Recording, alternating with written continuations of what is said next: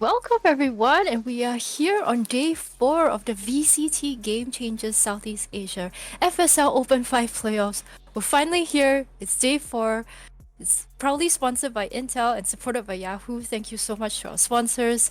And today is the day that we find out if Alter Ego can defend their title or if we'll be watching a brand new team rise up and take it from them. I am your host, Tanya May, bringing it to you live here in Singapore, and I am joined by Lastrado from the Philippines. Yeah, hey, hi Tanya. Thanks for having me. It's such a great opportunity again to be here. So excited to be part of VCT Game Changers. Like you mentioned, we've got an exciting series coming up for the grand finals. But of course, before we do that, we still have to get to the lower bracket final itself because Galaxy Racer, they've made a little bit of an amazing run, almost getting an upset in the first map yesterday up against none other than Celeste themselves. So we still have a little bit more tail of the tape to get through, but like you said, it's all going to be great Valorant action for the rest of the day. Yeah, we are going to begin with that lower bracket where we're going to see Magnifique go up against Galaxy Racer. And Magnifique, they actually dropped right in the first round of the brackets, and they had to climb up all the way through the lower brackets just to get here. So who knows, maybe momentum might be on their side. Yeah, you're 100% right. That climb from the lower bracket, the fact that they survived all that way, it was not an easy path in that lower bracket. They had to go through teams like Renatus White. They had to go through, just a bunch of very difficult matches to even get here. And now that they're at the lower bracket, they have to go up against Galaxy Racer, who just looked so dominant and almost took a win away, almost got to overtime up against Celeste in the first map on their own map choice. So I definitely agree with you, Tanya. I think today is going to be a lot of surprises, and I expect nothing short of explosive matches here today. Yeah, taking a look at the bracket, just look at that journey really that Magnifique went through. On the tie stream yesterday, they actually did beat Kid My Orc 2-0. I think that came as a little bit of a surprise, don't you think? Yeah, I think so. I think everybody was predicting. There was actually, Tanya, a lot of upsets, I think, in this entire bracket. KMO actually taking that 2-0 already. That was a little bit of surprise up against Aricat, and then we followed up with another, I think, a little bit of an upset with Magnifique getting a 2-0. Because after the performance of Magnifique up against Celeste, we were kind of like, all right, Magnifique, they've got something in them, but we don't see them going all the way to the grand finals. But lo and behold, Tanya, here they are going up against Galaxy Racer. Yeah, and I think also that the match before, which Marquis was talking about, he also didn't see them beating Renatus White, and they just defied the odds again and again and again.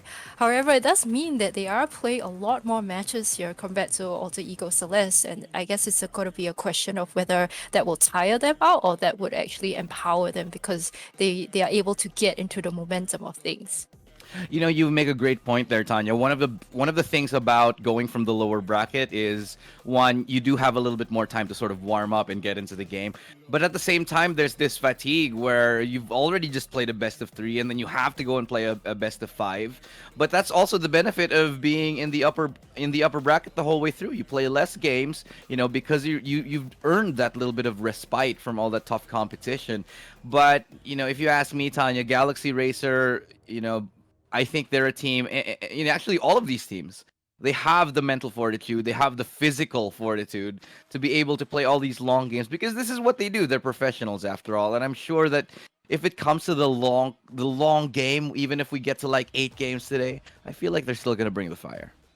It also means that all their strategies are a little bit more out there, Yeah. especially since the first map here in this lower bracket series is going to be Breeze.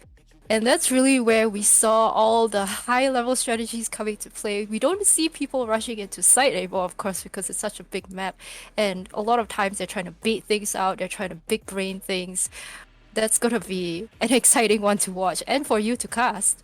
Yeah, definitely. I mean, one of the things that makes Breeze so interesting is because it's the newest map. You see a lot of room for creativity for these players and these teams to be able to sort of come up with new formulas for strategies, what works for them. in the regional scene, in the international scene, and even the local scene, people have different ways of approaching a map like Breeze. And when you have the top team in the region like Alter Ego Celeste showing a little bit of weakness on there, it's a little bit of a blessing for a team like Celeste to be able to say, "Oh, you know what? We can see how all these teams play up against how they play Breeze, so we'll be more prepared for that." So yeah, like you said, there's going to be a lot of information given because we're going to be seeing these maps first. But I do think these teams are going to have a lot of surprises and tricks up their sleeves come later in the day. And it makes me wonder, like, why are teams picking Breeze and picking Icebox? It could be because, they've seen Alter Ego Celeste play on every other map, but this is kind of like evening out the playing field in a way. Yeah. I do agree. I feel like one of the reasons that Alter Ego Celeste really thrive on those more compact maps like Split is because of how good they are with their communication and their trade frags and their just ability to play as a single unit. Now, when you play on maps like Icebox and Breeze, it sort of forces them a little bit away from each other, especially on the defensive side and even on the offensive side, that they maybe have to play a little of a separated game where they can be isolated when they can be overwhelmed. And I think that's one of the reasons why a lot of teams want to play these kind of maps against a team like Alter Ego Celeste. It really, I mean, there are not a lot of weaknesses on the Celeste roster and the Celeste playbook, but if there's any way to find a tiny bit of a gap or a loophole, this is maybe their best chance to do it. That's right. Also, Ego Celeste just seems like every single team member is there to step up when they need to. Even though we may see, highlight plays coming up from the duelist, Aneri, Ayumi, but at the same time, their post plan, their retakes, everything is like any member can step up at any time. And I think that's really the challenge for Galaxy Racer and Magnifique here. Because yes, they do have certain star players that stand out at certain times, but they are going to need every single member to step up if they even want to have a chance to take it away from Alter Ego. Oh yeah, I mean definitely because you look at the roster of Celeste and there were a lot of great moments from every single person on that roster. We definitely won't forget how many times Margot was able to clutch for their team. And speaking of the lineups, let's take a quick.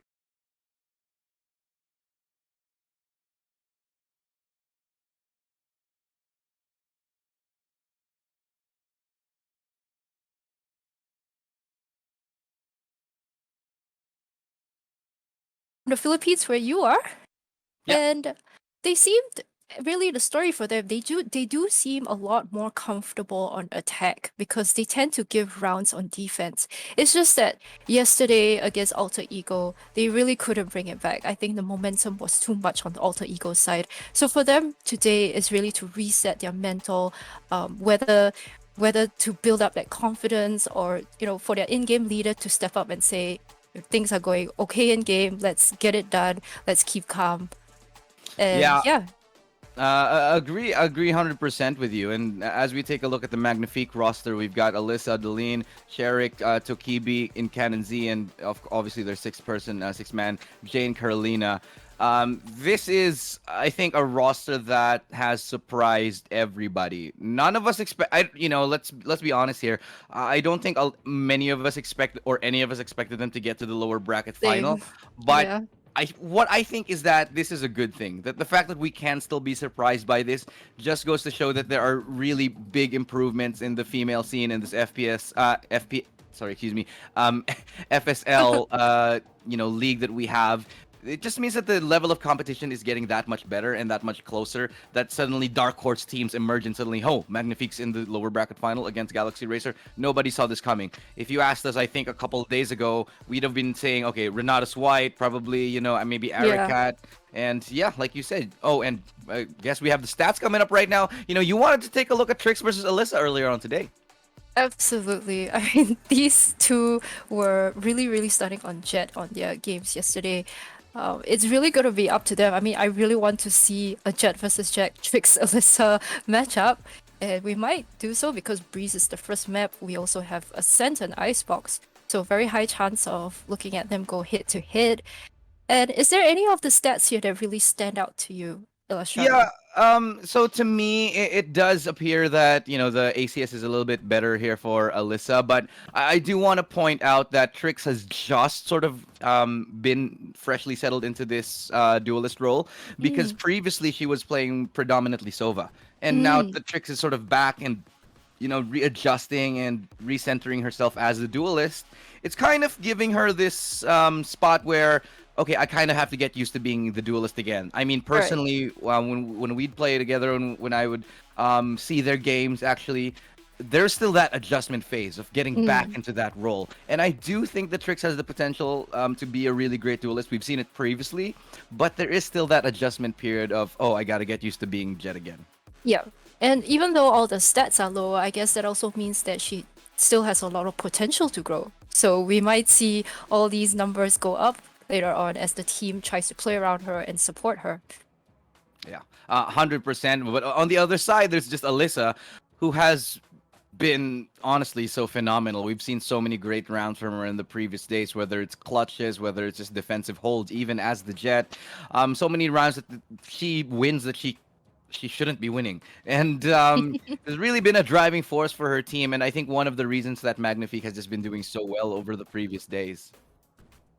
Yeah, and I really think that we have underestimated Magnifique because they were in the lower bracket final actually in FSL Open 4, and here they are once again in the lower bracket. And it's a second chance. I mean, they fought all the way through another Open just to get here. And it's going to be really exciting to see what's the outcome of this series. So, taking us through this big lower bracket final between Galaxy Racer and Magnifique, we have Key as well as Illustrato. Take it away. Oh, I'm back. Hello, Key. You have transformed now. I can't exactly hear you right now. Are you there? Oh, yep. Welcome Oh, back.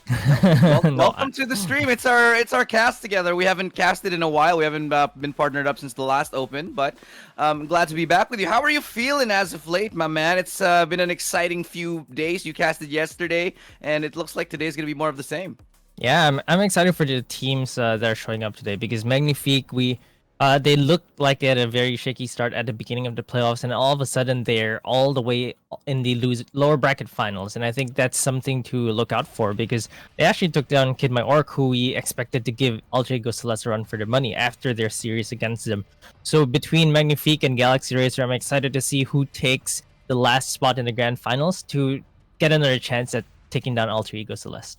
Yeah, we talked about this a little bit on the panel with Tanya that, this bracket, this lower bracket, just full of surprises, actually. Even the upper bracket, just a lot of surprises that we have seen here today, whether it was the map select, which we're about to show you in just a second, or whether it's just the complete outcome of just the results, like you mentioned, Kid Mayork just taking victories where they shouldn't have been getting 2-0s. A lot of the games that we thought we were going to see to go 2-1 just ended up in complete stomps in the other direction.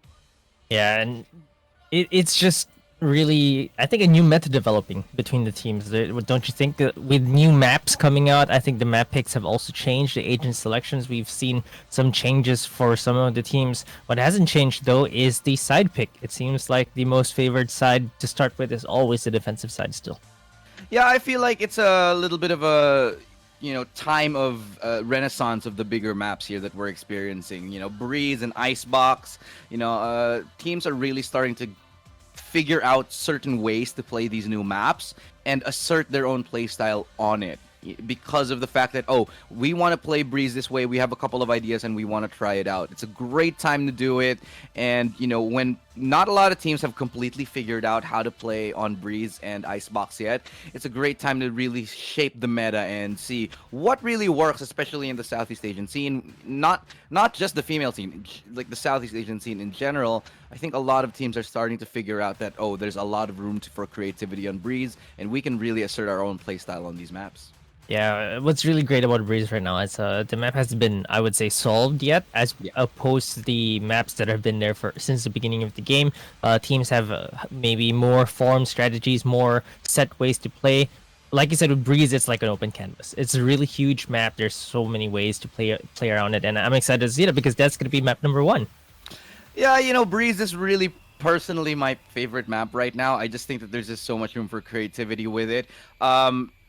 not just in the professional level of play, like even on solo queue. I was playing with my other co-casters the other night, and we were trying to play Breeze without Viper.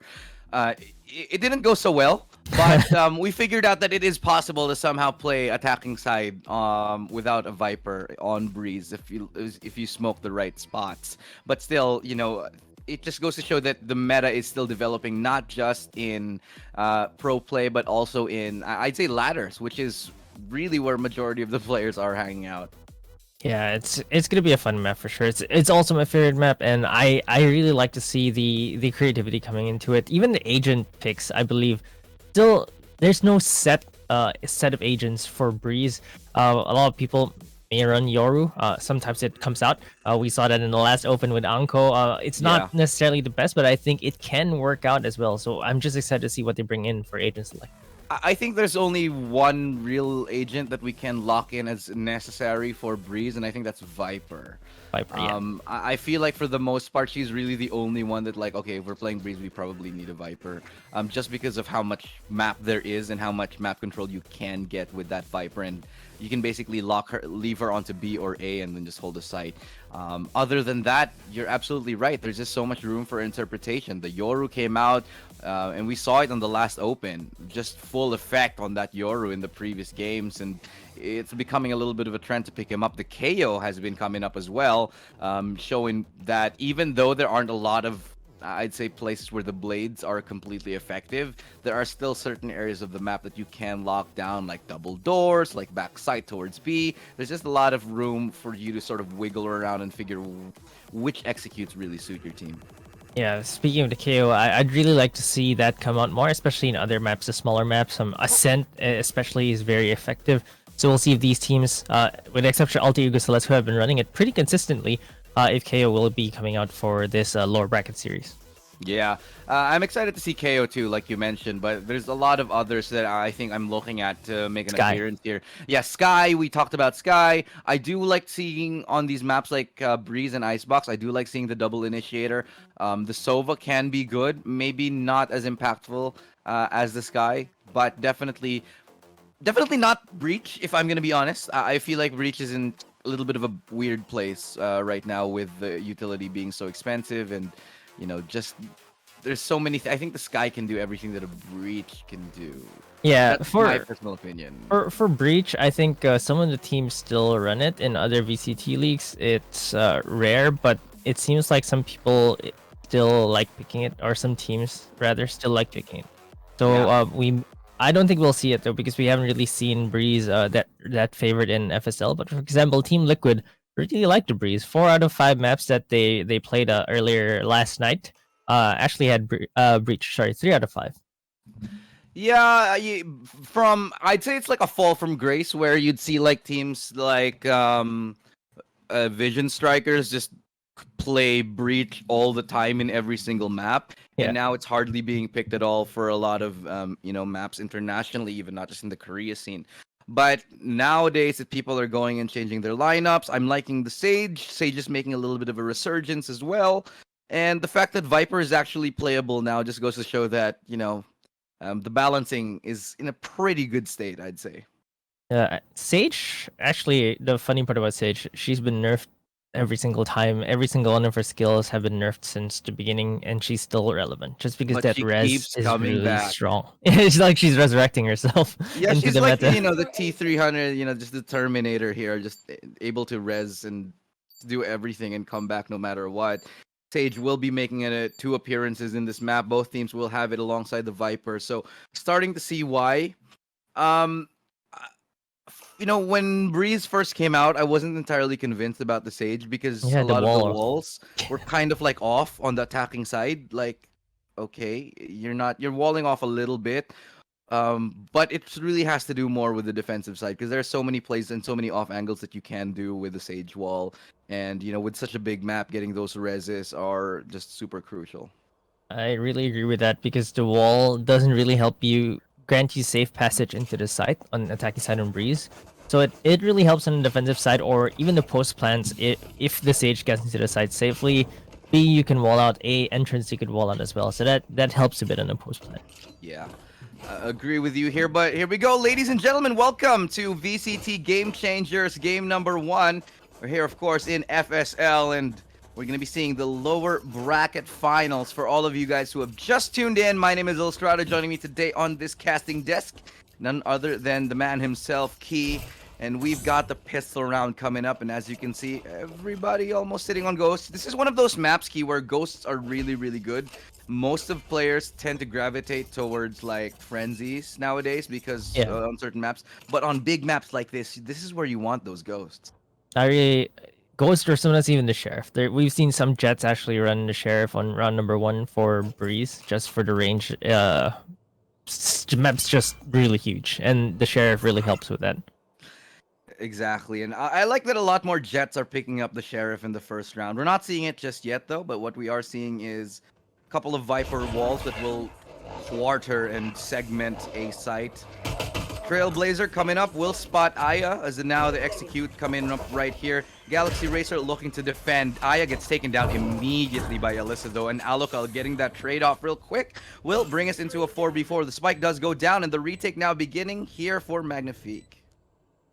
And it's a very quick tick. This just goes to show how big the map Breeze is, and there's that wall being annoying for the defenders as well. They can't find any picks right now. It's a 4v4 retake. But one of the things about this map is that you have to be so decisive on the retakes on the defense because you can't take too long on the rotate. But as I say this, Alyssa to Kibi, they get a pick each, leaving Aluka all alone, and Aluka can't get anything right anymore. 2 kills for her, but that's all she wrote. 2 members still standing here for Magnifique, and they get the pistol, and it's a very crucial pistol up here in Breeze. I think Cannon Z had the light armor there, so the right click from Baby Aluka that I believe dealt 104 damage just wasn't enough to take her down. That light armor really saving her life. Yeah, I mean, you know, when it comes to Breeze, this is when armor really comes into handy because like you're in a map that has just so much space, and you will miss a lot of those headshots. Yeah. And so a lot of the tags will come in, which is where you'll need the armor and obviously the heal up. So a lot of the sustain meta actually is very much viable, just like what we're seeing from Magnifique right now. And quick pick onto Trix right there. No way to, well, she will heal up herself, but you know, as I said, the sustain meta, you got so much heal right now on the Magnifique side. Yeah, they've got 3 heals. Reina healing herself. Sage, there's also the Sky that can heal her teammates. Delina into Kibi, using those specters and putting them to work. Alyssa on her with her own kills. Yeah, tries to take one, does take Alyssa down, but of course Magnifique secure round number 2. And that's a clean anti-eco. They only lose 1 player, which is pretty good if you ask me. Especially on a map like, and I can't stress this enough, on a map like Breeze, you'll want as many clean rounds as you can get because you want to have the rifles as soon as possible. You want to have those Vandals in your hands. You want to have the AWP in your hands because in a map with such a big size, you know, being forced on SMGs early, you do not want to be in that position. Yeah, exactly. So the rifle, this is going to be a rifle buy for Galaxy Racer. So let's see if they can make something out of this. Just a lot of pressure here towards A, but that's going to be a push from Galaxy Racer. Going to get flashed off right now, but there's so much information right now. Look at this dart here. Just identifies all of them. The Seekers in return will catch one off guard, but they're ready for it. Yeya and Aya trying to go for that tap. Trix is good for it. Traded out by Tokibi. Kibi's good for 2. And suddenly it's brought down to a 2v2. This buy round is just so expensive for Galaxy Racer right now. It's not looking that good for them. Deline, though, can't change to the rifle, so she's going to have to fight with a Spectre here. Gets picked up by Baby Aluka, and so now down to a 2v1. Aluka's managed to find a crucial pick here. Tokibi in this 1v2. Can she find at least one to bring us into a 1v1? Does not see the shoulder of Aluka. She swings the corner. Will not win the duel because Ivory's right there as both of them whiff a little bit, but all recovered in the end. Still an expensive round for Galaxy Racer as they claim that buy, and that was again just a bonus for Magnifique. I think, do you think they tried to be too creative with that push, the 3-person push on A? Yeah, honestly, I feel like if you're on an anti-bonus round, you kind of want to play the distance in your favor. You want to stay far back because you know that they have Spectres in their hands, you know that they have SMGs, and them going for that contact play in A, I feel like that would have been better on this round when they had rifles, when they have when everybody has rifles so that they can get up close and personal and catch them off guard. But they walked into Spectres, they were traded out really quickly, and that ended up costing Galaxy Racer 3 rifles.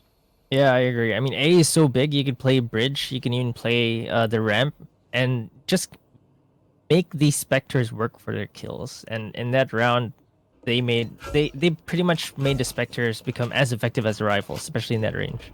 Yeah, they were just basically so close up in A main and cave, but a little bit of a slow play here by Magnifique as they gather around towards A. They might expect Trix here playing that close corner.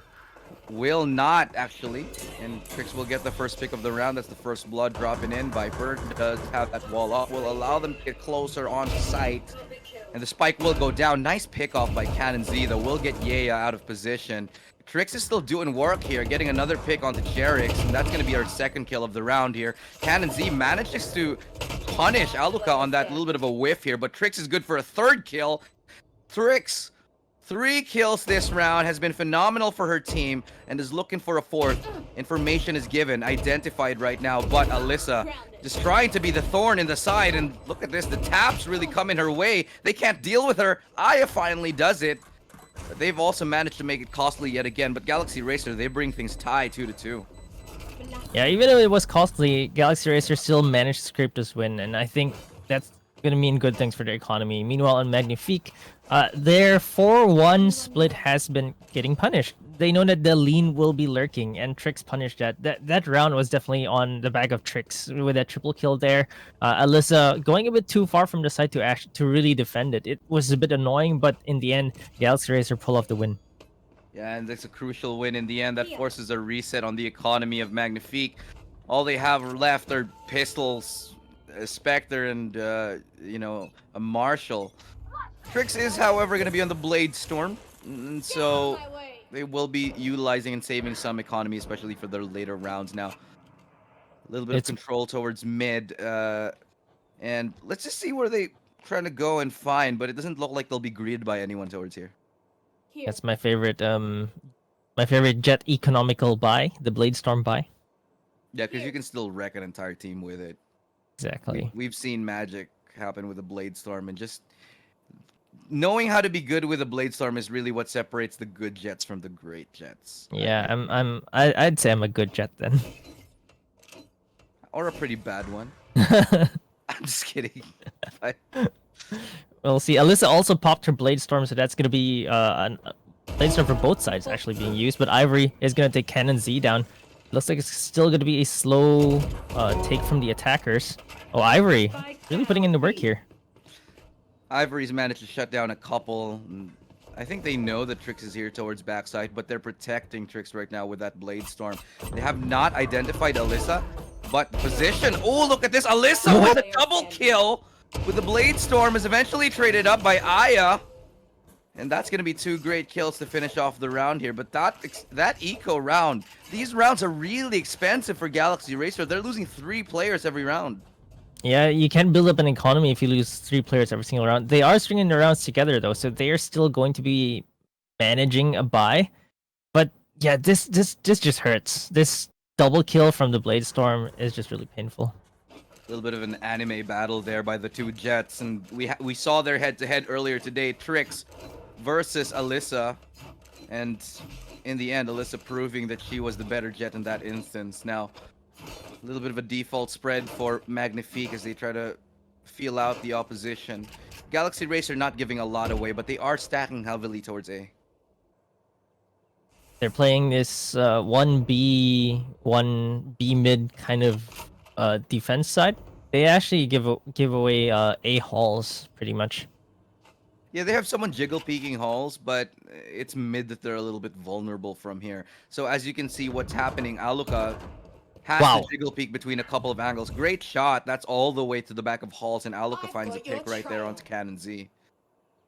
All right, the Seekers coming out will really reveal their position. They should know that the lean is still lurking though. This is Magnifique's game plan, a 4-1 split. But it seems like they will be backing off and trying to connect with the lean. Yeah, but the formation is precisely for this though. Trix does get caught off guard here. Will take a loss, and that's going to signal their entry towards B. The lean will not expect Ivory holding towards the back of site. So that's going to have Yeya a lot of work to do. Excuse me, Ivory rather, a lot of work to do. She gets taken down almost immediately. And Aloka, can she get a pick off right now? Doesn't look like it for the meantime. Going to be isolated from her team as the spike will finally get dropped down. Flash coming through. Nice adjustment from Yeya.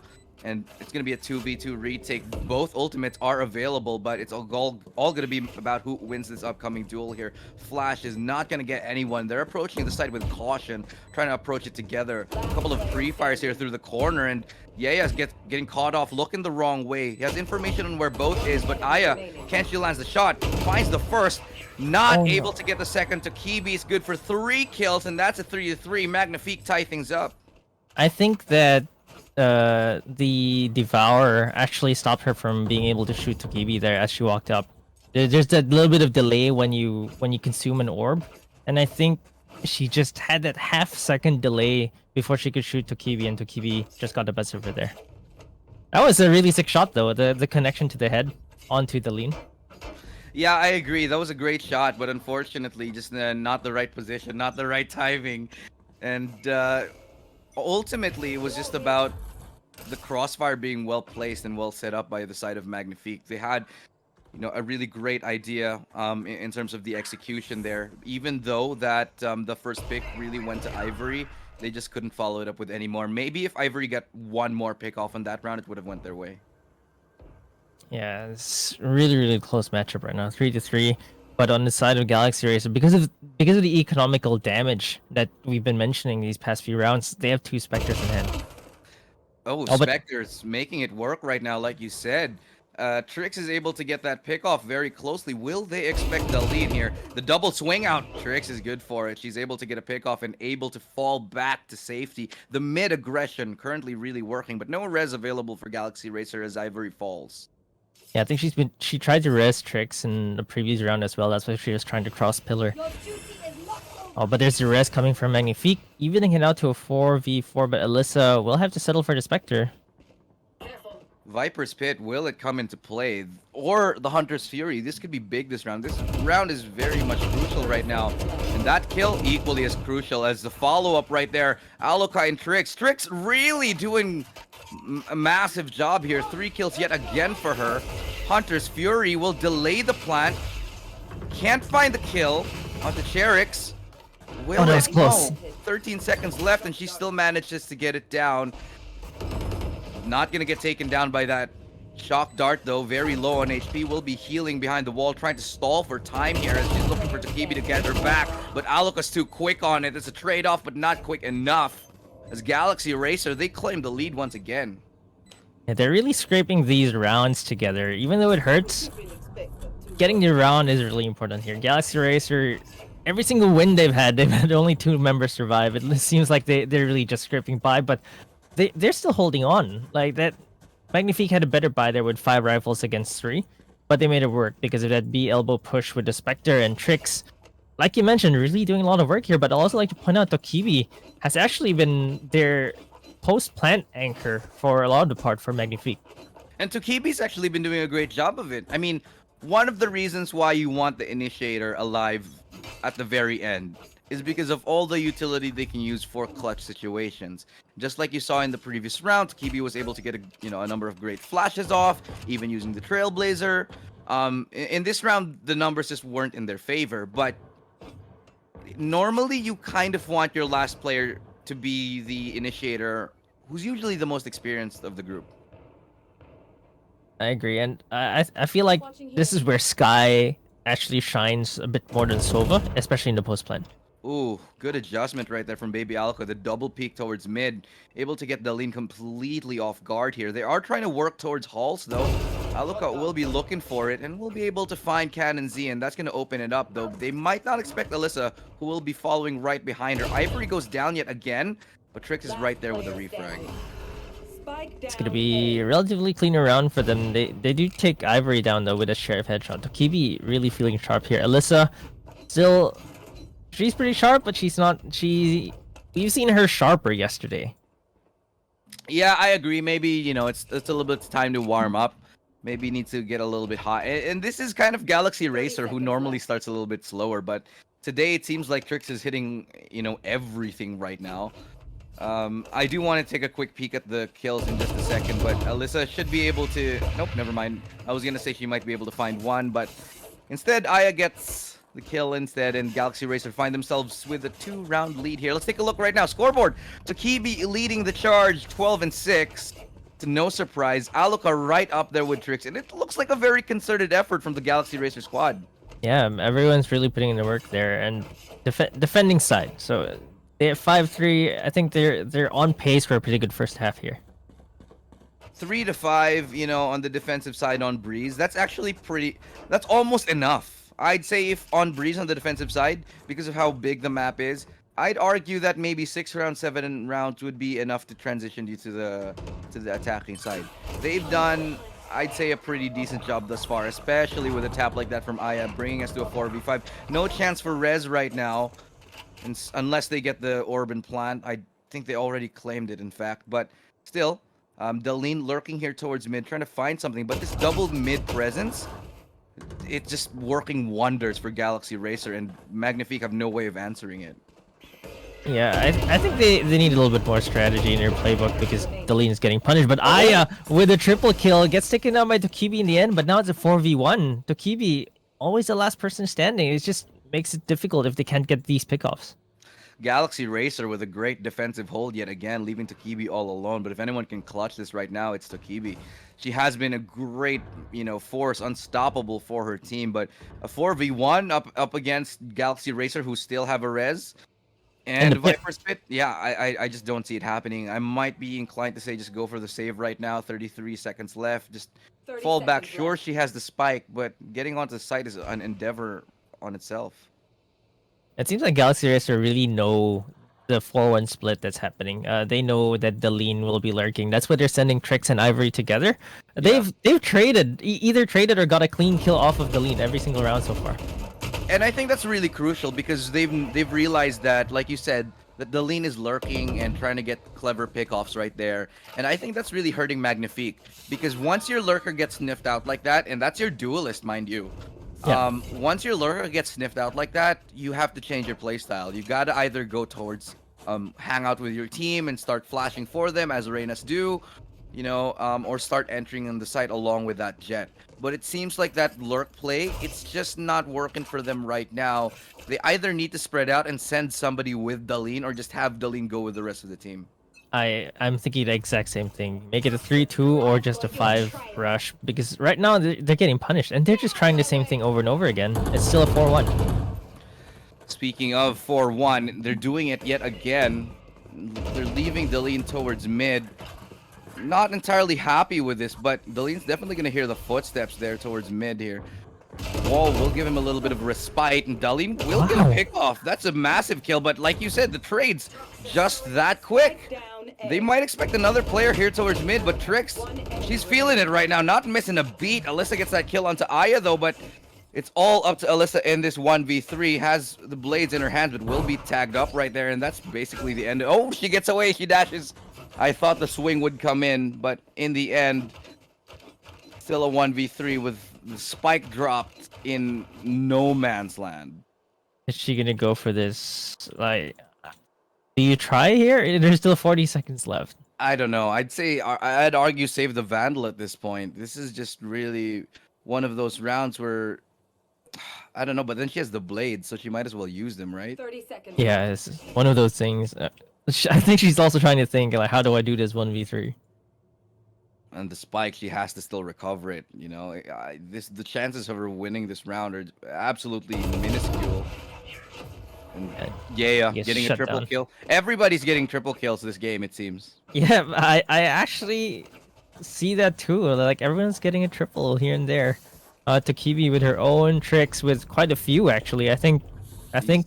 Did she get 3 triple kills actually? Yeah, she did.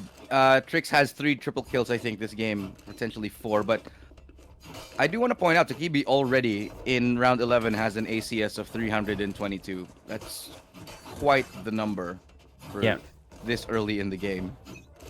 For sure, and especially since her team is actually behind above 300 ACS, just really means she's putting in a lot of work. Well, aggressive push yet again. Will get caught off this time. No chance for trade. Desperately looking for it, but the blind comes in. Absolutely no way to get out. Or will there be? Ivory gets one, but she falls, leaving Aluka all alone at 1v3 right now. And the aggression getting a little bit too, I'd say, overstated for the Galaxy Racer squad. And baby Alaka is gonna get shot as she goes down, but what a headshot from her! And playing whack-a-mole with Alyssa. It's a 1v3. She's gonna try this. Oh, she better, because it's the they have so much money to play with anyway, so they're gonna be okay to burn this round, but they're not gonna be so happy about how that went, because Trix is gonna be a little bit upset that she lost that first duel, even though she had I think the better angle and the peeker's advantage on it. In the end, though, still 7-4, and I think Galaxy Racers have done all they needed to do in this half. Anything else is bonus. Yeah, they have so much cash, so I think they just want to try something, but whenever they push, every single time they push on the defensive side, it seems like they got punished for it. They get away with it every now and then, but you know, it's one of the reasons why Galaxy Racer is still an exciting team to watch. Like, sometimes it works. Most of the time it works, but sometimes things go really awry. And there we go. Yeah, there we go. Trix with an aggressive peek, not missing a beat, not challenged, not anything, just dry peeking towards mid and winning that duel. They spot the elbow, and she takes another one down. Trix actually pushes the elbow, but gets punished by Tokibi in the end. Yeah, Aline takes Ivory down as well. This is a little bit too much, I think, though. There's a great couple of picks. It was a 5v3. I think Trix going for too much there. Definitely getting punished and expecting Ivory to go for it. That's the res gone from this round. They definitely could have just waited, played it patiently. But instead, Daleen has brought us to a 2v3. Has Ivory actually used her res?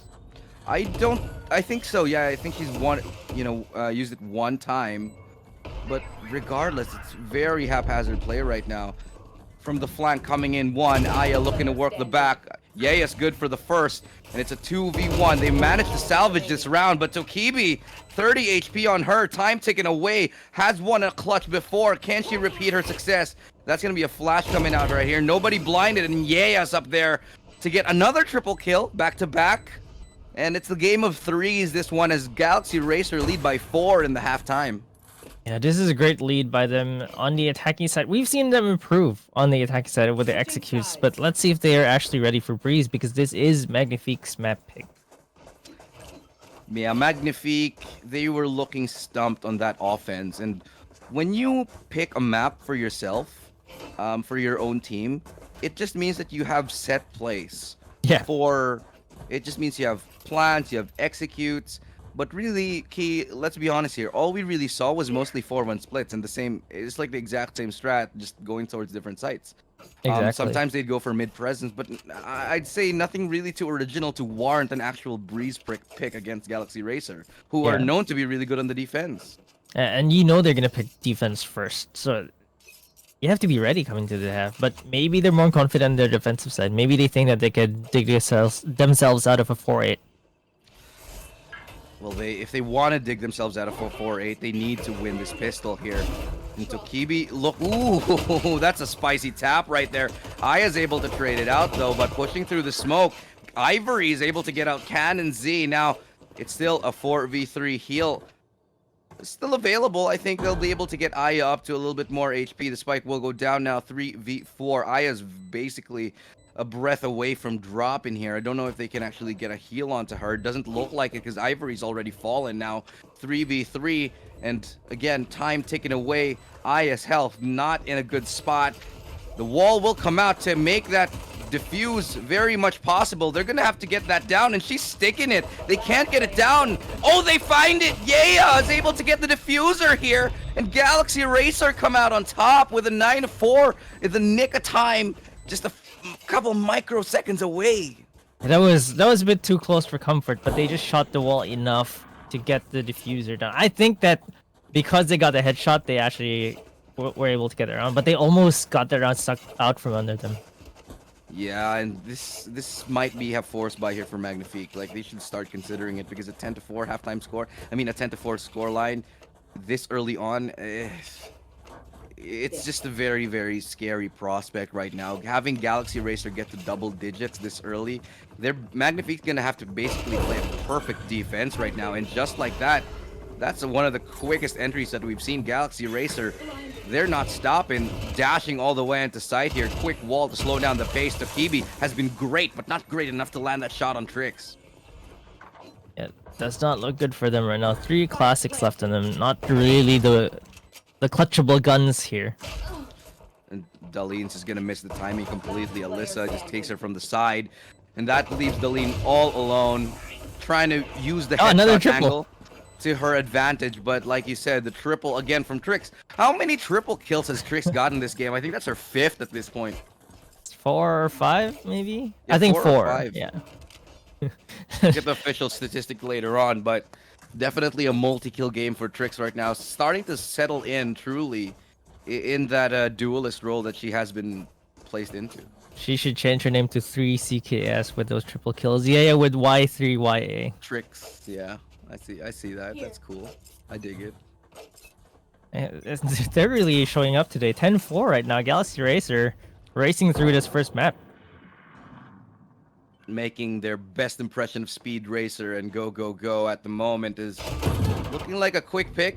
Oh, I thought that she had it for sure, but Alyssa does get out of dodge, dashes away in the nick of the time. The Spectre is unable to do enough of the damage, but they do have Hall's control and a lot of control towards A. If they collapse onto A from here, it could be very much lethal.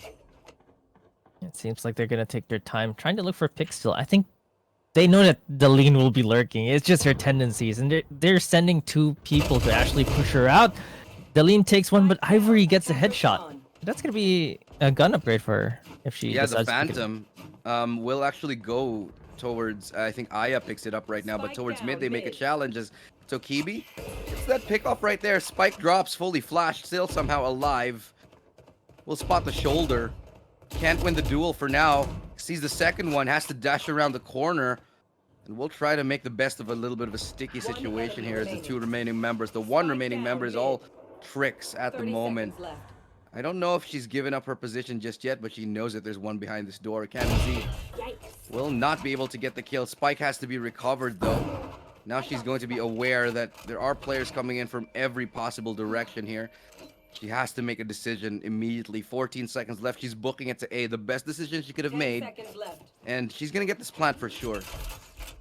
Yeah, they're a bit too far right now, and for Magnifique, they're just going to start to rotate now from the opposite side of the map. So that's going to give Trix some time to hide, tuck herself away somewhere in an angle where she could isolate the 1v1s. Looking for that pickoff to bring it even. Her position is given, and she's won a duel. She's managed to fall back into cover. Her position is known, but she's still playing those headshot angles, and she just gets around the shoulder in the nick of time, looking for the taps. Trix, can she clutch yet again? Will this be another triple? Trying to go for the smoke, but I think she's won it. Dropping her gun for a Guardian, and she lands the 1 top right there. 1 tap for Trix, another triple kill. That's gotta be her 5th, and Trix is just lighting things up. She's been absolutely phenomenal this map, and look at her. She caught up to Tokibi, who's been the top fragger for the most part of this game, but Trix with all those triple kills, now at 340 average combat score. This Guardian tap. Stylish finish right there. Picks up a Guardian.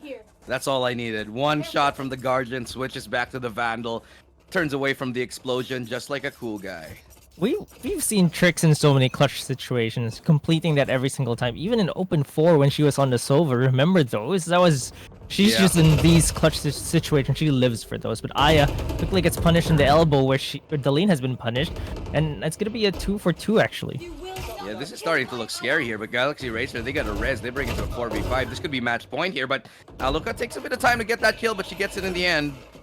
As they now start to begin to collapse towards B, only 1 player here to stem the bleeding, to halt them, but it doesn't look like it is to be, as the 2 remaining members go down almost simultaneously, as Galaxy Racer secure map point already. This is really fast. I didn't expect it to be this far, and Galaxy Racer have been clean on the attacking side. 4-0, securing that pistol really snowballed them into this lead. And Magnifique are fighting for map map life right now. This is their potentially their last buy, so they're gonna have to force up, and that's gonna be just a Spectre on Sherry KX.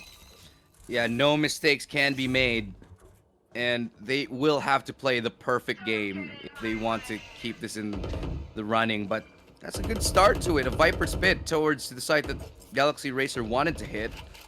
Didn't mean to rhyme there, but did. And it's going to be a little bit of a recon to give information as the Seekers follow suit. No one really giving too much, but they've already sent Daleen up on the lurk yet again. Yeah, Deline. She becomes predictable since she lurks every single round. And look at this. 3 members of Galaxy Racer on the back. She might be able to pick one off though. Deline uses a dismiss. Great play from her to just get one and go back to safety. Trix is gonna go for this, but that's defend him for you. 140 damage only on Trix, and Trix gets a headshot, and it's down to a 2v2. Ivory far from the rest though, but can top Trix up. Yeah, and there is still a Viper Spit from Cannon Z right now. It should be going down any second. Yep, it's already down. Carrick will get around this corner. Carrick, no, it's not going to happen. Galaxy, sir, take the first game in the series, and they're going to go up 1-0 up against Magnifique in this best of 3. Yeah, that was way faster than I expected it to be, and I thought that Magnifique, especially after they defeated Kid My Orc, actually found something going on. And for Galaxy Racer, this is gonna feel really good because this is Magnifique's map pick, and they take it away from them. I do think we have to touch on some of the great performances we had. One of the reasons I love Breeze so much is it really sort of lets your star players and your aim shine. Like, you saw everybody having their moments of glory right there. Trix had a lot of great holds. Tokibi had a lot of great holds as well. You know, just the pushes. Aloka had a couple of moments, and I think everybody truly contributing to this roster here. I mean to this game. If we take a closer look at the scoreboard, you'll see that no one really trailing that far behind. It's just in terms of the score, it does seem like Galaxy Racer truly outwitted and outplayed, you know, Magnifique in this one. Yeah, they scraped by with so many rounds where only 2 members were left alive, but they did so nonetheless. Like, it was closer than the 13-4 makes it seem to look like. But Magnifique on the defending side, actually, they were just a bit too slow on the rotations. I'm not sure it's the holds, or is it just Galaxy Racer with the attacking side? They have it down to pat. They're so much better on the attacking side in this open 5 than open 4. I think we mentioned it before. And they're just so decisive in going into those sites. And Tricks on the Duelist, that's the stuff. Yeah, I do think that there has to be a few adjustments, however, if we talk about Magnifique. But of course, we'll talk about that a little bit later on when we get back from this break. Excuse me. We're going to be taking a short one, but when we do return, it's going to be the continuation of the Valorant Game Changers. Again, I'm Lestrado. This is KeyCast. Game number 2 will be here once we return from this short one, so don't you touch that browser. Welcome back, ladies and gentlemen. Galaxy Racer taking a dominant win in game number 1 with a 12-4 victory, 13-4, excuse me, up against their arch rivals for the meantime, who surprised everyone into the lower bracket. But unfortunately, Magnifique not really able to give us that show on Breeze on their map pick. So things are looking really great here for Galaxy Racer, Key. Again, I'm Illustrato. My partner right here is Key. Let's take a quick look at the stats, man.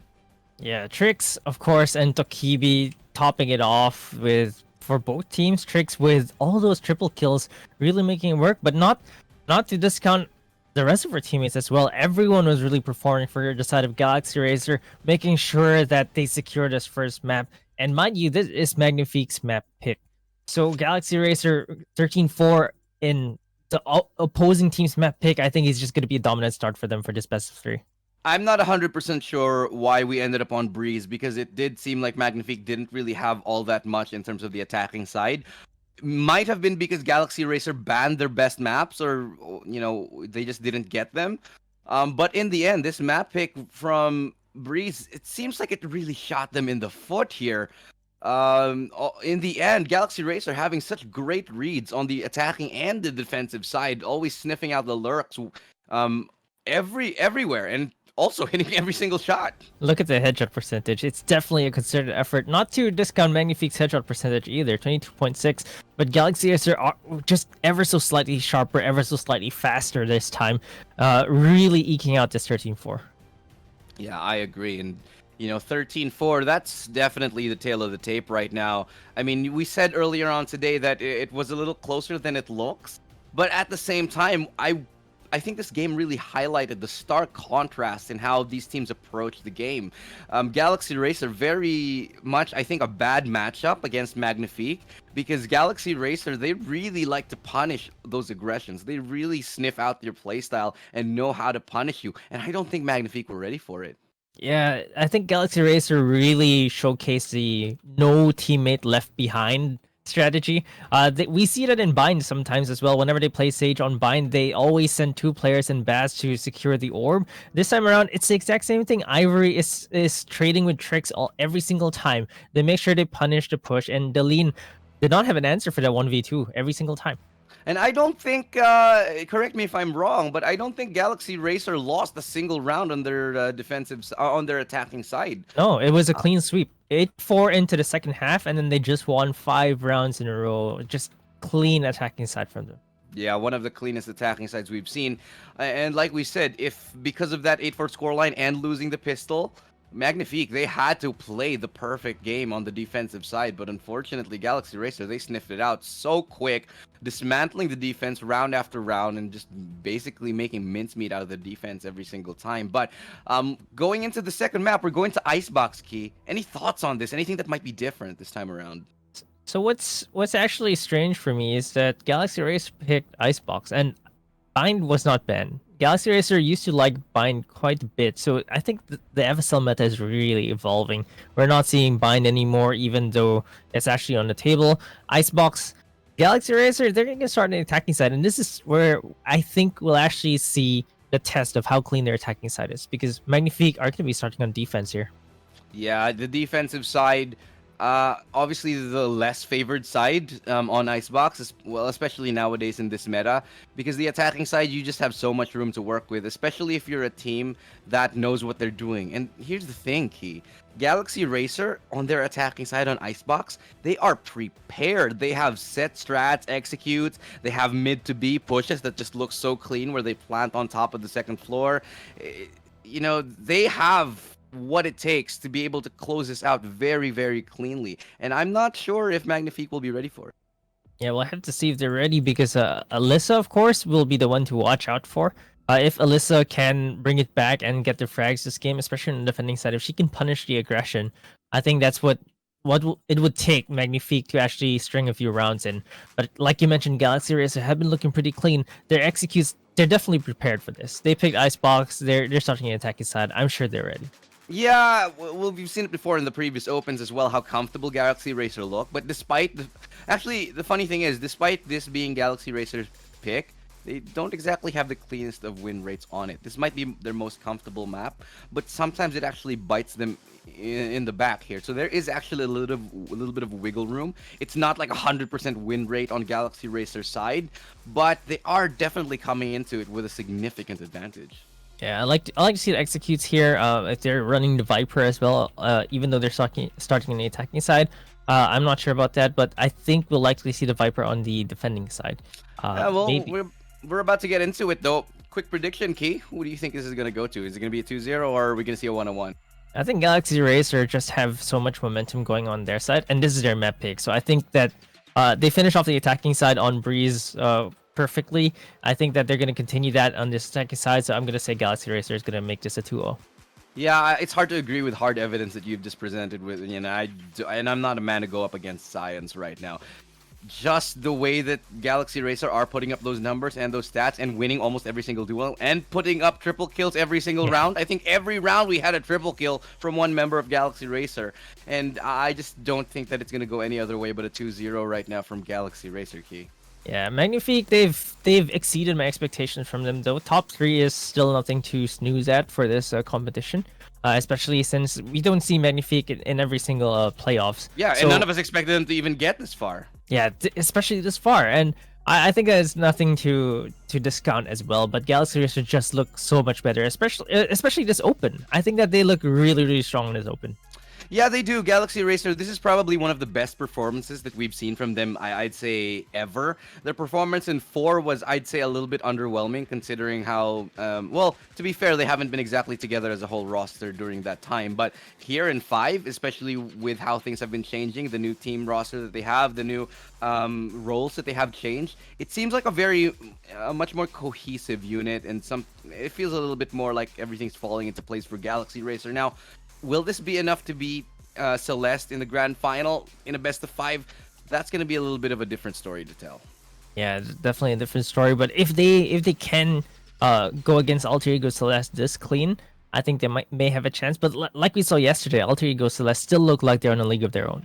Yeah, I agree. Celeste, well, there were a couple of moments of like worry for the Celeste fans because Galaxy Racer almost took a win yesterday up against them, but in the end, the finesse just, so many rounds that Enerity would just win single-handedly, was a little bit, I'd say, flabbergasting if you were on the Galaxy Racer side. If you were on the receiving end of that, you'll be just like, no, I'm gonna walk right out. GG, go next. Yeah, GG, go next. I mean, there's some rounds that you're just like, yeah, I can't believe she won that. Nothing you can do but just shake your head and hope it doesn't happen again.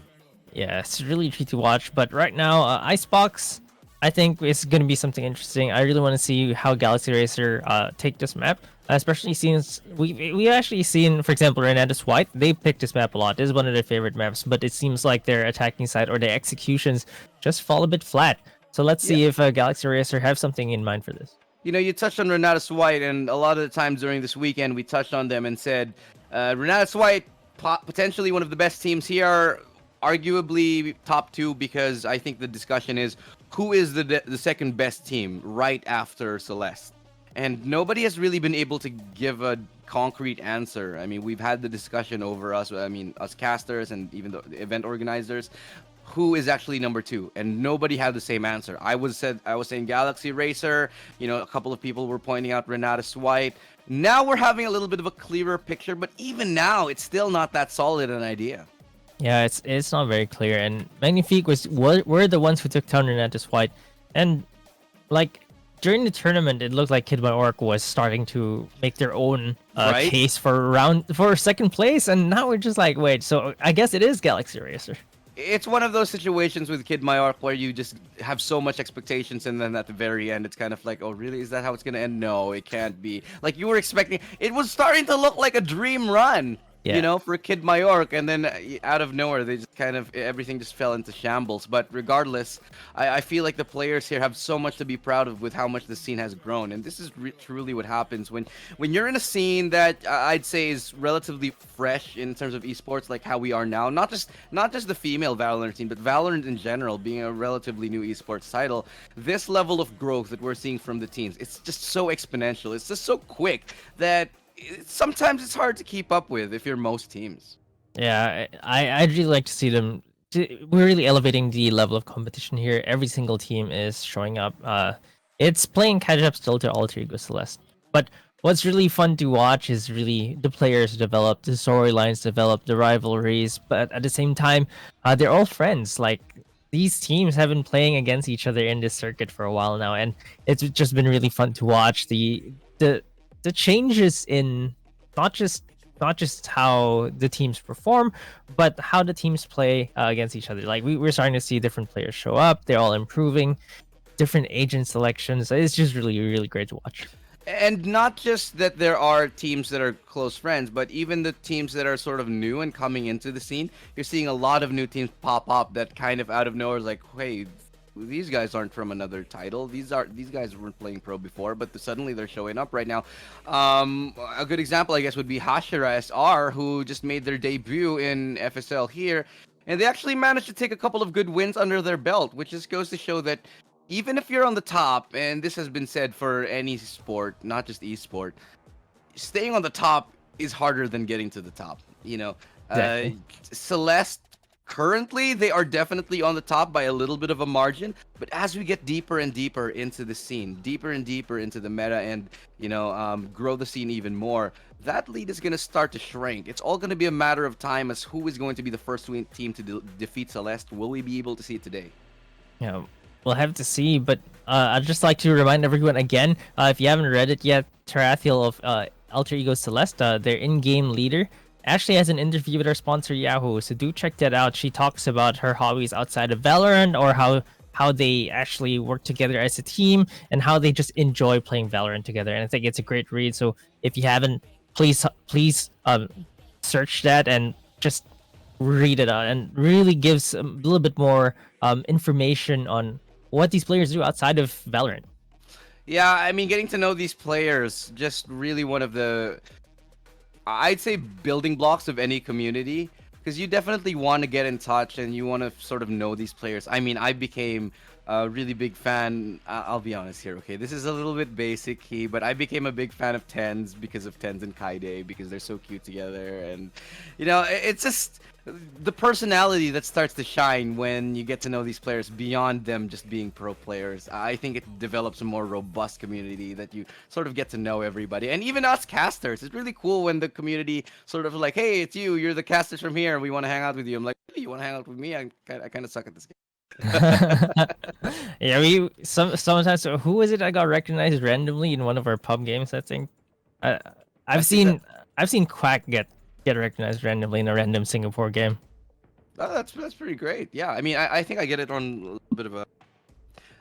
I don't want to sound like I'm humble bragging, but you know, it happens sometimes, and it's very much cool that the community is like just so close knit, and then like, hey, you cast and you do this stuff, or you're a pro player, and then suddenly there's like fans coming to see, hey, you want to play in the next game, and it just feels like such a great community that Valorant is building in general. But let's delay no longer. We have been blabbering a little bit too much. We're about to get into the game itself. Welcome, ladies and gentlemen, game number 2.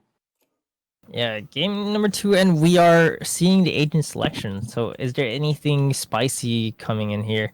I don't see the Viper yet on the side of Magnifique. It looks like they are going for the Omen instead. The Omen, a little bit of a comfort pick as well. I'm a little bit surprised that the Viper is not being selected here.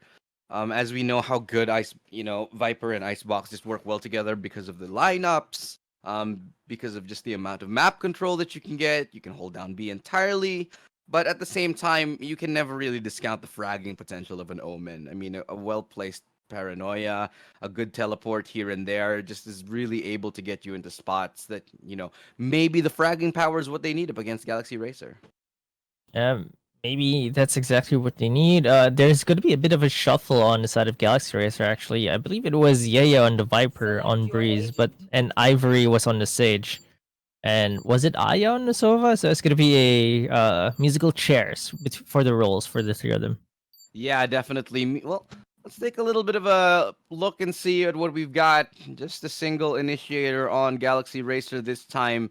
Same thing with Magnifique. They do have the Sova lined up, and only one duelist here for Magnifique. They're going with a single jet. They're going to put all those eggs in one basket and play the defensive game because they are starting on the defensive side. Going to be the other way it's going to be the other way around for Galaxy Racer. Yeah, I'm actually surprised that we're actually seeing Raze on Icebox for tricks instead of maybe the Reyna. I think we've seen Reyna quite a bit here. The Lear really helping with the entries quite a bit. But Raze, I think Raze can really work here, especially if she can use her satchel to cross the gaps on either side, actually. Yeah, well, here we go, ladies and gents. Of course, if you guys are in the chat and Twitch, show us some love, whether you're on Facebook or not. Say hi, because we definitely have this thriving community. Come hang out and say hi, and participate in this wonderful community that we have, and we're so glad that you're all supporting us here. Very important what FSL is doing here in the VCT Game Changers, and making history is what I'd like to call it. Yeah, definitely making history here, and let's see if Galaxy Racer can make a historic run for this Open 5. A little bit of a love tap here coming there, but only getting Ayaton 93. Still, that's not a lot of damage, but there is a lot of information. It's pretty much a tight stack here. Galaxy Racer, they're going to be bullying their way, barreling their way into site. Magnifique looking to go for that retake as the double shock darts do come in. Not really going to be making the effect it needed, but they're going to be slowing down the pace for the meantime.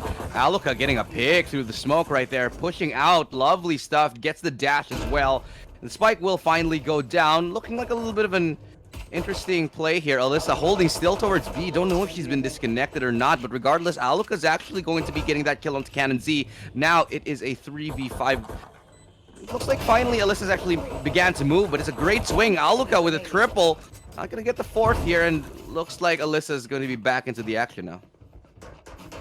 Yeah, is that a knife out? Do they know that she disconnected? Oh no, they're hunting her down. Baby Aluka with a 4K. Great opener there with the frenzy. Really just amazing on that A side. You know, Aluka really is one of the best players around. I think definitely has the potential to be the best or one of the best. It's just that a lot of the time she is a little bit hit and miss. It's not like super consistent, you know. Trix being one of the more consistent, I'd say, players in the region. Like, same thing I'd say for Alyssa, who's really usually at the top of the scoreboard right here. But it's good to see that when Aluka pops off, she really pops off. Yeah, she's like those streaky players where their potential is way higher, but sometimes they just don't perform in the exact same highs every single time. Meanwhile, for Trix, you really know what to expect from her. Like she's definitely going to be top 1, top 2 off the leaderboard at the least for Galaxy Racer, and really like for to have both Baby Aluka and Trix as your duelist, Galaxy Racer really have a good core in their team. I'm gonna agree 100%, dude. It's just Trix lately, when she's in form, she goes on a tear and there's nothing she can't do. It seems like she can clutch, she can IGL, she can op, she can duelist. It's a little bit of like, that's not fair, isn't it? Like, I look at a player like that, it's just like, this can't be right. This can't be right. Yeah, I mean, it really goes to show about the understanding, how deep her understanding of the game is. Because if you're able to play all of these, it means that you just really have good grasp of a tactical shooter. And experience is truly what gives players that, you know, that advantage. And Trix is one of the sort of older players here. Still definitely topping the boards though, and showing that experience does go a long way here. Aluka looking to entry towards B. They're gonna give it up completely here as the rush now beginning. They will be able to get that wall down, and the spike should go down without a hitch here. Yeah, they don't have the guns to actually shoot through this wall really quickly, so that's gonna be a free plant. Baby Aluka with aggressive positioning. Gets a bit of information, but drops down from the boxes. Does get a tag onto Sherix though, but so it does bring her to 50. Regardless though, it is a Sage. But in the end, it's all going to be about economic damage. Can they do enough to make this buy rather expensive? Doesn't look like Otokibi. No, the worst time to pull out your darts. And that's, you know, as a Sova, that's probably, it happens way too often because I play Sova sometimes. I avoid playing Sova because I don't like lineups, and at the same time I hate when I pull out my dart and I just get swung on. That's just one of those instances. The wall just went down as she brought her dart out. It's not even after shooting the dart and there's a delay. It's when she brings out her bow, and that's probably the most delay that you could get. And she could have gotten a kill there. Could have gotten at least one freebie, but unfortunately for her, the timing was just not on her side. A perfect anti-eco round is always a great sign, especially in Icebox when things can go so wrong so quick. This just allows you to sort of sneak up and get up close here, but Trix is already going to be on the Vandal. Will be walled out, will be spammed through. That's going to allow this some access into Kitchen here, but little do they know that they are actually going to be already flanked here. Alyssa getting that pick off onto Trix. Now they know they're vulnerable from both sides. Aluka, she's in a world of trouble here. She gets peeked from both angles, and that's going to force their hand to go towards A. It's a 3v5. This is your bonus round though, but Trix did buy the rifle there because she was able to just go with a pistol for that second round. Perfect round here. Magnifique, exactly what they needed too. Keeping their economy healthy, as they'll have every single rifle they need and more. This will secure their buy for a couple more rounds at the very least here. Magnifique will definitely be happy with that clean victory. Yeah, definitely. The rifle rounds, this really sets you up so that for this next round, you have 5 guns, you don't need to rebuy. And for the next, if you lose this round, the next round, they'll still have enough as well. Exactly as you say. Alaka popping off 5 kills already after 4 rounds. After a very strong start here. And 2-1 is where we find ourselves. Looking like it's finally going to be the actual gun round. Finally going to see a real gun round here. Looking like Sherix is frozen in base. Might be a little bit of a technical issue. Yeah, it seems like Magnifique side, they're having a little bit of maybe connection issues. Couldn't exactly say, but definitely a little bit concerning. Maybe she's just spotting out mid. Okay, she's finally going to move now. Not too late to the party. Just fashionably late. In fact, the fact that she's close to A side is actually pretty okay. A little bit of a dirty shot right there. Aloka getting up and above, looking for a tag, looking for more, but has to dash away in the meantime before she gets a little bit too cheeky with that angle. Now, in a 4v5 situation, retake now beginning. Galaxy Racer with an advantage. Aloka with another! And there we go, guys. They actually managed to find a 2-man advantage. Tokibi managing to bring it back. Still has a lot of work to do, but Alyssa's right there for 1. Aloka's goad for a 3rd, and Tokibi all alone is able to bring it to a 1v2. Can she clutch? Can she make this happen? This round is not going to be possible for her as Tokibi goes down. Ivory with a good flank coming up from around her, and Galaxy Razor managed to shut down Magnifique. That was a huge flank from Ivory, really securing it out because 1v2, and we've seen Tokibi. She has the hot hands today. But that flank really, she wasn't ready for that. And baby Aloka really popping off. You know, to say that she's popping off would be, I think, a little bit of a gross understatement because she is just hitting the nuttiest of shots here and just a shot she has no business hitting. Really, truly a Class A performance from this woman. Yeah, we see Blade Storm by for her this time around, so she's gonna pop those blades. Misses the jump though. Well, it is what it is. Sometimes you miss those jumps, but regardless, she has the blades out, looking to get the first entry onto the site, or at least gain some position as entries do. Aloka does get spotted out from above, will get tagged down and healed up eventually. Alyssa going down low as well. But, you know, Aloka, she's looking for these, man, but she gets punished finally now. 4v5, yet again, it's another retake. Seems like we're on a retake server. Tokibi getting dropped down low, but getting the kill eventually. Still, 3 members that they have to contend with. Arez is available. Don't think they'll be able to get it, though, because now they're being pinched upon from every direction. Yaya, Ivory, they've got one apiece. Yaya's found another, and Yaya's just on a warpath at the moment here, but from the flank, can Alyssa make this play happen? Yaya's getting another, but now it's a 1v1. Quickly traded as Ivory seals the deal for Galaxy Racer, and this padding, this economic padding that Magnifique had with a perfect round just falls to the wayside. And just is absolutely in shambles right now. Yeah, we talked about the double round buy because of the flawless round 3.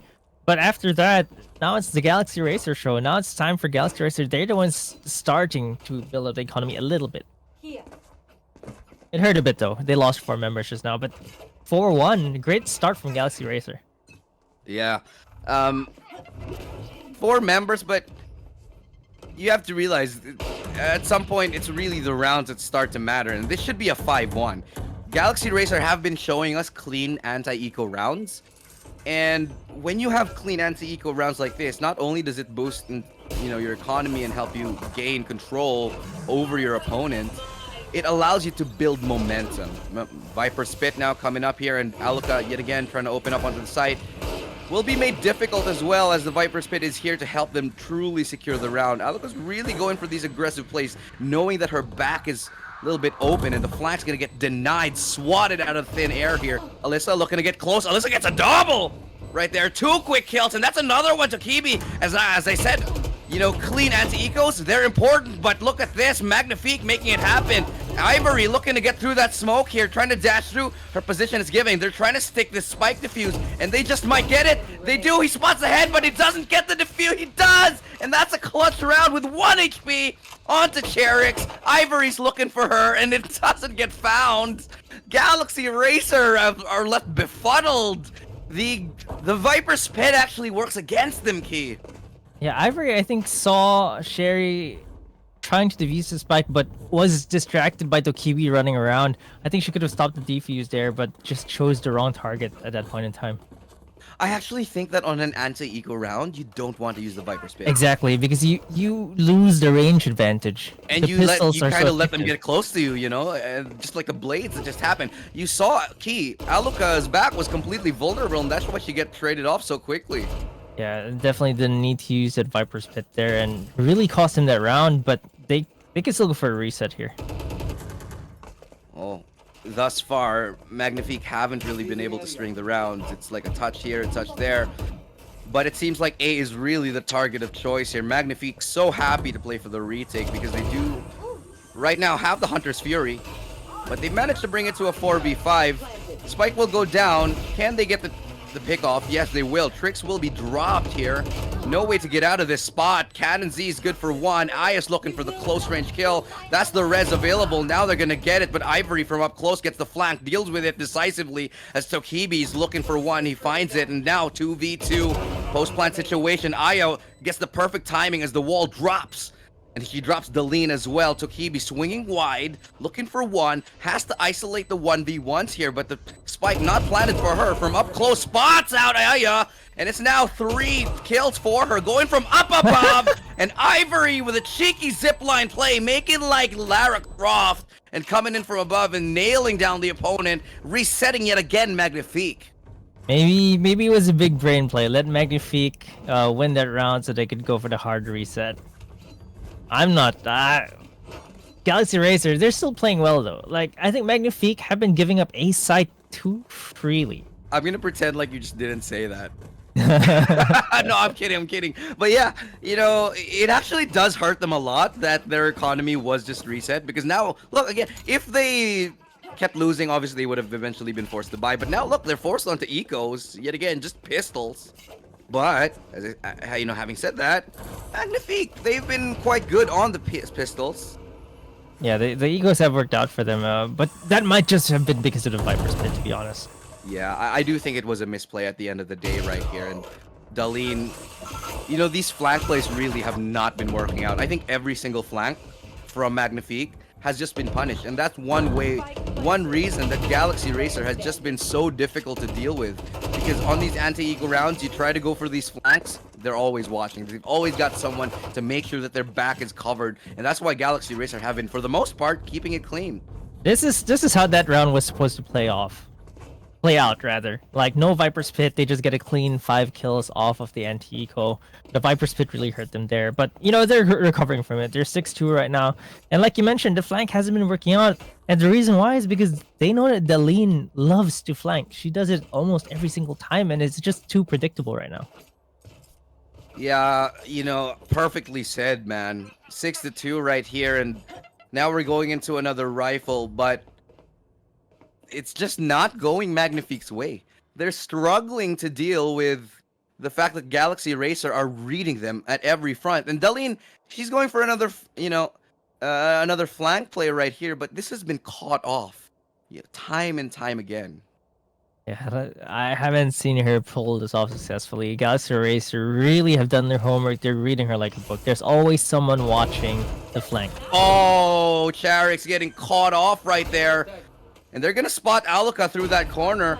Will get tagged up, and she's got a little bit of backup to make sure she doesn't get shot down from the sides. Tokibi looking for the swing, but Aluka's so ready for it. Showstopper is good for the trade, and now they know where Cannon Z is. She gets spotted out, though, but it's a 2v2, and Yaya and Ivory are left standing here. They do have some information, but it's not enough because Ivory gets the flank onto both of these players. And just such an intelligent play. The lurk could have went for the, you know, a lot of the Viper mains would have just went for the straight lineup play, but not Ivory. She goes for the hard flank, she goes for the pick, and she gets the double kill in the end. Ivory's post-plant lurks have worked out so well for Galaxy Racer. Like, Daleen's lurks have not been working out, but Ivory seems to be the one that's really successful with the lurks. Ivory sometimes plays the Omen as well, and her lurks have always been absolutely fantastic. Now Aluka is on the blades yet again. And I wouldn't be... That's the second time she's missed that jump. We're gonna let that slide because she's been making great entries. Traded some mobility for more kills. Yeah. I mean, I do the same. But going up from up above, yet again, they're going to A once more. It seems like it's a target of their choice. And Trix get a nice double right there. Lands up 2 quick kills. And the site wide open. The flank finally working out. Alyssa gets a double. Has to adjust. But there's Darlene with the backup. And suddenly, Galaxy Racer are looking worse for wear. And Galaxy Racer finally lose around the flank play. All they needed is one more person to help Darlene on that flank. Exactly. So having 2 people on the flank instead to punish the flank defender actually works out for them, and this is the adjustment that Magnifique needed to do since the previous map. They finally made this adjustment. Look at the double flank pushing through, just catching them off guard because there's actually 2 people pushing the flank. Even though Galaxy Racer sent 3 people to fight the flank, Darlene and Alyssa make quick work of it. They do get 1, but you know, like you said, the trades is coming in so quickly, and this is a good idea. This is a good start for Magnifique. It's not too little too late just yet. If they can bring it to 7-5, it's great. But I do like the fact that they have started making their flanks a little bit more interesting. They are going for the double. And what this does is that it forces Galaxy Racer to rethink their positions. How many players do we have to commit to watching the flank? How many players do we have guarding the back? And in essence, that might weaken their offensive entering power. They have to shuffle things around now. Galaxy Racer, they've been getting away with the A take every single time, and now it seems like they have to think about things. But Baby Aloka says, think about this headshot instead. Darlene gets taken down, gets punished by flanking alone yet again. Yeah, not exactly a great fan of that push right there. It does get them off guard, and Alyssa is sort of just holding in a position. You know, such a great round from Magnifique last one, and suddenly it comes to this where it just goes a little bit haywire. They do have an ulti available, but yeah, winning that duel. Massive kill as Aya finds another. Now a 1v3 as Alyssa somehow finds Aya in this one, but she is definitely trapped. There is a player coming from behind her, and that's going to be Trix to secure the 8-4 at the very least for Galaxy Racer. The post plant lurks really, you could see Galaxy Racer have polished their attacking side so much because Oh no. when we saw other teams actually play on this attacking side after they get the B plant, they tend to stay towards yellow or towards B main and just stay there. But this flank really helps out a lot. And 8-3, this is really scary for Magnifique. Yeah, you know what's also scary? I do have to point it out. Cherix is still at 0 kills after 12 rounds. She's 0-9. I do think a lot of it has to do with the fact that they're not really, you know, she's being forced to play this kitchen time and time again where she can't really get the entries. And at the same time, on the retake, she's the first one to die for her team. I'm not faulting her at all for this, but the fact that she is still sitting at 0-9, it's a big sign that a lot more has to be done as a team here for Magnifique.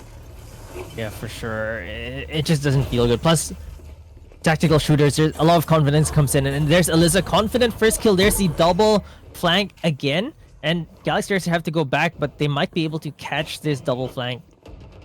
Yeah, how many players are they going to commit to this chase? It looks like everybody's going to be looking for it. Will they expect Darlene in this corner right now? They will get the res, and Alyssa landing that nice shot up onto Trix here, but regardless, it's a trade that they have come in with. Will they expect Darlene on that re-aggression? Probably not here, but they do get advanced position towards A, and they look to secure this entry. They're starting to funnel in, and there's the Viper's Pit. Will this work out for them this time? Baby Aloka gets the first kill. Tokibi does get one, but Baby Aloka quickly trades. Sherry really struggling this game. Cannon Z getting a headshot onto Baby Aloka. Afraid to go in the pit still. There's a paranoia coming out. Darlene is gonna try to get in, but Yaya takes her down. It's all down to Cannon Z, who is really eating that decay, and Yaya is gonna get a triple yet again.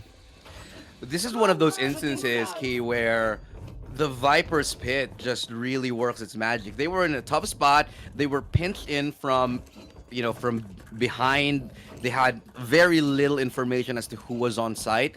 But that Viper's Pit, used at the right time, leveled the playing field so much because it forced it made the arena, the site, so much smaller. Galaxy Racer, even though they got picked off, somehow managed to find the ins and outs of that Viper's Pit to find them an advantage in the round. Yeah, it was just great for them and really securing this 9-3 for the first half. Galaxy Racer, defensive team is what we said. But on the attacking side, they just look so decisive today. And the thing is, with Galaxy Racer, they didn't even have to show their hand a lot. All they did was rush A for the most part and change up their formation. But look at this here. Aluka, so confident, brazen, bold. Can she get this kill right there? Looking for aggressive peaks right now. Trying to get up close with the Frenzy and does manage to get a pick off. Dashes out in the nick of time. Supported by her friend Trix here. And Aluka, they're just absolutely on a tear as the two of them, scratch that, the three of them, are able to get so many picks without any trades whatsoever. They're all so healthy still. Like, Baby Aluka with 94 HP, popped up by the Sage there, I believe. It just looks so good for them right now. And pistol round, this is what you want to win if you're Magnifique. You're 6 rounds down. If you lose the pistol round, that's likely 2 rounds more that you're seeding. Exactly as you said, but big whiffs coming up right here. Okay, finally, it's still a kill though, but in the end, the 4v1 just not happening. Galaxy Racer get this much closer to match point. It's looking like a scary storyline as Galaxy Racer, they're at double digits already. 10-3. You don't have economy in the side of Magnifique. If you save up for this, you're looking at 11-3, and there's really very, very little room for error here for them. I think it's more like the first game when it basically has to be a perfect game from Magnifique. Yeah, they're not gonna buy this round. So there's gonna be no force. They're just gonna give this round up. Maybe in the hopes of getting a few frags. Tricks on the Bucky. Aya with a stinger just takes the lean down really quickly. And it's that 1-2 punch of, you know, Tricks and Aya yet again. And, you know, last game it was Ivory. It's always someone going for a pick off. Always someone to get a little bit cheeky. And they find the kills. Once Galaxy Racer smells blood, they're just gonna take it and run with it. And yet again, they find another clean round. Oh, they lose one, sure, but they'll be happy with it. The rounds, I mean, the money doesn't matter anymore. It's the rounds that count at this point. Yeah, it really doesn't matter. Baby Aluka finding another triple yet again. Galaxy Racer really with those triple kills. What is up with them and triple kills this game? This series, actually. 3's the magic number today, Key. Yeah, it's definitely the magic number, but wow, Galaxy Racer already 11-3. This is gonna be the bonus round for them though, so Magnifique gonna have to work something out with these rifles. Well, more aggressive plays here coming up from Trix as they do look to secure control towards Heaven. Spots, she's really going for this long-range fight with the Spectre. That's how so confident she is at the moment. Going for a little bit of that tickle. Just a tickle onto Tokibi. It does remove her armor, so that is still something, especially when there's not a lot of money on the other side here. Aluka's got an inkling that there might be someone in tube. It feels like the lean has just gotten too predictable. Oh, timing? No, Baby Aluka. Almost got lucky with the timing right there. Daleen just thought she could get her looking away, but in the end, perfect swing out and bringing us yet again to a man advantage. This is, remind you, the bonus round for Galaxy Racer, so any kill is a big kill. Now Alyssa getting dropped to 63 already. My god, they won't get this wall down before the plant goes out, but it sure will do some damage. The paint, oh no, it won't. The satchel charge will not. As, oh, that's a great dink onto Sherix right there, but they're starting to mop things up right now as Galaxy Racer, they're falling down, but they're getting the kills. A ghost kill and Aya with a double? Yeah, that's Sherry's first kill on the board, by the way. Finally got one kill off of Trix. Alyssa gonna get taken down. Another triple yet again! Galaxy Racer in their bonus round secure match point. This is... wow, Galaxy Racer are looking on form here. Aluka's playing her heart out. She's getting every single kill and then doing even, you know, going beyond the line of duty, the call of duty, and just entering for her team. Just a phenomenal play from the girls here from Galaxy Racer. They're really, really showing up. Baby Aluka, look at the heat check there. That's going to be a Blade Storm buy for her. Frenzy, heavy armor, and Blade Storm. This early on, by the way. This early on. This is round what? Round 4? No way she gets that pick off right there. Yeah, this is very, very early on after that bonus round. Now, going to make a lot of presence shown here towards mid. There are 3 players committed from Galaxy Racer side, and they are feeling very confident in this. Heals will have to come out eventually, but For now, it seems as Yaya will have to sit on that 30 HP for the time being. I have to wait for the heals. Oh, Oh. wow. That was a quick shot from Ivory. Alyssa just gets taken down here. And Magnifique really struggling to get anything done on Icebox. Daleen on the flank again on Kitchen. She might actually be able to complete this one. Gets Yaya. It's a 2-for-2 trade. Still 3 members alive for Galaxy Racer. And Now that's it's down 2v2. Yeah, you're absolutely right. And that was a crucial pick that they managed to find. They still have to figure out where Daleen is playing from.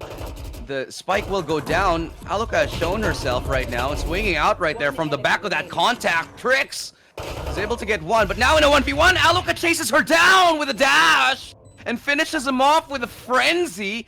Style points as the smoke goes into the air, the cloud burst.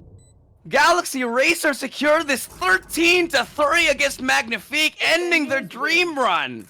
That was just amazing play by Galaxy Racer. Such a dominant series from them against Magnifique. This looked like when Alter Ego Celeste played against Magnifique. It was a bit further than this, but Galaxy Racer really showing up today. And that cloudburst was just like, yeah, free win. Yeah, she just threw it up, and she really deserved that though. It's poetic. She got the last kill off that game, securing the series for them. She really showed up on Icebox, and it showed. Galaxy Racer are going to get a second chance at trying to take down Alter Ego Celeste. Yeah, they will, and hopefully they've learned a couple of things from their last encounter, because the last encounter, sort of left them wanting, because they did perform well, but it was a lot of what ifs and almosts at the end of it. Despite Galaxy Racer getting close, still not enough to take the win against Celeste here. But the gap is getting closer and closer, is getting smaller and smaller rather. Will today be the day that somebody takes them down in a best of 5? That is definitely going to be up for grabs. It remains to be seen, but I'm excited to see that because Galaxy Racer look really strong. Plus, the fact that they made this best of 3 a really quick 2-0, I think that they're going to come in fresh and come in hot against Alter Ego Celeste. Yeah, Alter Ego Celeste, the thing is, I think Galaxy Racer, they played great standard games today. They had a lot of good ideas on the defensive side. They know how to change things up. But you need magic if you want to defeat Celeste. It has to be a stroke of brilliance. It has to be a eureka moment. Everybody has to be firing on all cylinders if you want to beat Celeste. Because, it's the caliber of the team of Celeste. You can't just get off and, you can't get a victory just by playing default. I agree. They're definitely gonna have to pull something out of the bag, dig deep, and see if they can actually take this best of 5 against the reigning queens 4 times in a row for this year. Yeah, well, it's all said and done. Right now, we're about ready to go into our break because when we return, it's going to be the grand finals rather here at the Valorant Game Changers, done none other than FSL. Again, my name is Illustrado and joined by Key here today. Unfortunately, I'm signing off. I'm going to leave you in the hands of the amazing Quack and of course Key for the grand finals itself. So thank you guys so much for having me, but I'm gonna leave it all up to you guys, and thank you all for joining us. This has been the VCT Game Changers. When we get back, the grand finals will be beginning. Don't go anywhere.